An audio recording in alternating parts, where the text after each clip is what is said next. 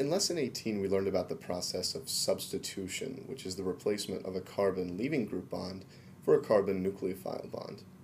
You'll recall from that discussion that in the one-step SN2 type process, electrons from the nucleophile are donated into a carbon leaving group sigma star orbital, leading to cleavage of the carbon leaving group bond.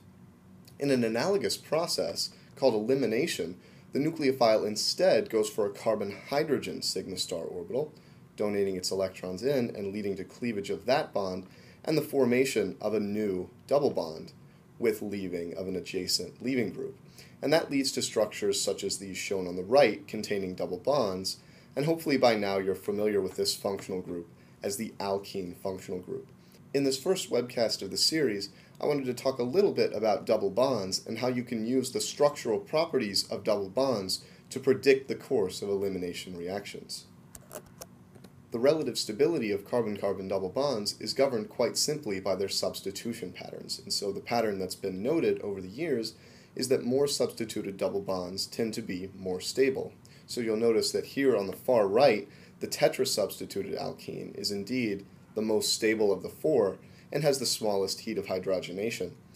Moving to the left in the series, the trisubstituted alkene is slightly higher in energy, followed by the disubstituted and monosubstituted versions, and then finally ethylene is the most unstable of the alkenes.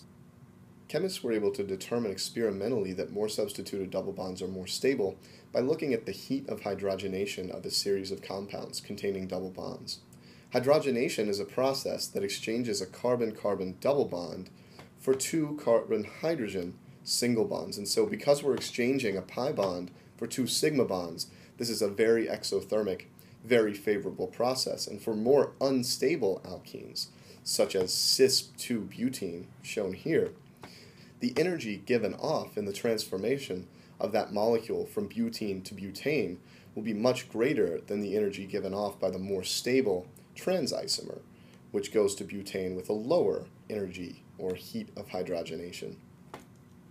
Keep these trends in mind as we begin to discuss the selectivity of elimination reactions.